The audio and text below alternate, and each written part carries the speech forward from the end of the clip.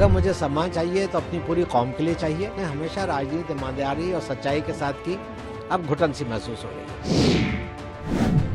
2024 का चुनाव सिर पर है, लेकिन समाजवादी पार्टी की मुश्किलें कम होने का नाम ही नहीं ले रही हैं।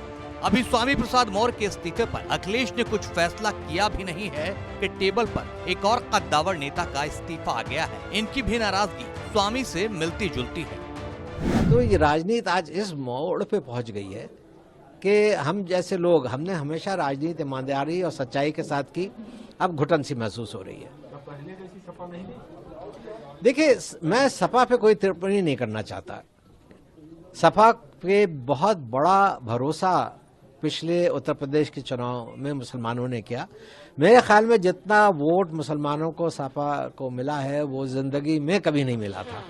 बहुत बड़ी संख्या उनको मिली थी, मगर मुसलमानों की जायज बातों पे आवाज ना उठाना ये एक तकलीफ की बात है।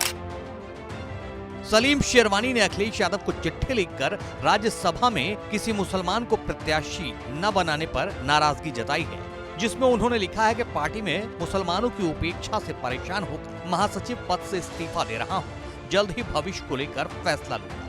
अखिलेश यादव को लिखे पत्र में उन्होंने कहा कि मुसलमान लगातार उपेक्षित महसूस कर रहा है। राज्यसभा के चुनाव में किसी मुसलमान को नहीं भेजा गया। बेशक मेरे नाम पर विचार नहीं होता, लेकिन किसी मुसलमान को भी ये सीट मिलनी चाहिए थी। मुसलमान एक सच्चे रहनुमा की तलाश में है। मुझे लगता है सपा में रहते हुए मैं मुसलमान की हालत में बहुत परिवर्तन नहीं ला सकता। यही बात उन्होंने मीडिया के कैमरे के सामने भी दोहराई है। मगर जावेद अली खान साहब को दिया राज्यसभा, उस वक्त तो ना मैंने इस्तीफा दिया, ना मैंने कोई नाराजगी दिखाई। अगर मुझे यही होता कि राज्यसभा ना मिलने पे मुझे नाराजगी है तो मैं उस वक्त भी दिखाता, मगर एक मुसलमान को उन्होंने दिया।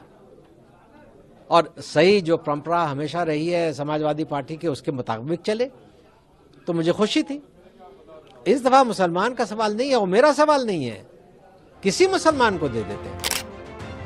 सलीम शेरवानी ने आरोप लगाया कि जिस तरह से अखिलेश ने पीडीए का नाम लिया, लेकिन राज्यसभा में उम्मीदवारों की लिस्ट को देखकर लगता है कि वो खुद ही पीडीए को कोई महत्व नहीं देती। और जिस तरह से राज्यसभा के टिकट दिए गए, मेरा एक दिल में और मेरे साथियों के दिल में ये सोच उठी कि भाई जिस मुद्दे पे आप 2024 का चुनाव लड़ना चाहते हैं, उसी मुद्दे पे ही से आप हट जाते हैं, तो हमारा क्या वजूद है, हम क्यों रहें पार्टी के साथ।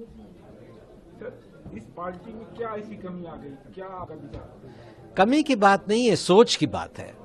आपकी जो सोच है अगर वो बदल जाती है, आप कह कुछ रहे हैं, आपके एक्शंस कुछ और दिखा रहे हैं, तो फिर हमें भी फैसला करना पड़ेगा कि भाई हम क्या करें। क्या आपका वहाँ अपमान हो रहा है, क्या आपकी इज्जत नहीं हो रही? नहीं, ऐसा कुछ नहीं है। मुझे इज्जत भी दी, मुझे सम्मान भी दिया, मगर मुझे अकेला सम्मान नहीं चाहिए। मैं अकेला चुनाव में नहीं उतर सकता। अगर मुझे सम्मान चाहिए तो अपनी पूरी कौम के लिए चाहिए, और मुझे अगर सम्मान चाहिए तो मुझे पूरे देश के लिए चाहिए।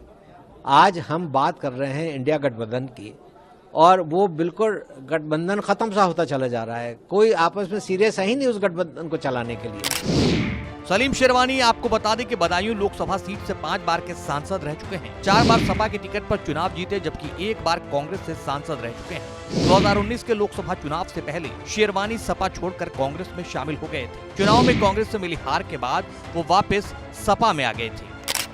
जाहिर है जयंत का गठबंधन से अलग होना लगभग तय हो चुका है, और अब सपा के अंदर भी भागम भाग मची है। पहले स्वामी और अब सलीम शेरवानी अखिलेश से नाराज है। देखना है कि 2024 के चुनाव से पहले अखिलेश अपने टूटते बिखरते कुनबे को कैसे जोड़ते हैं।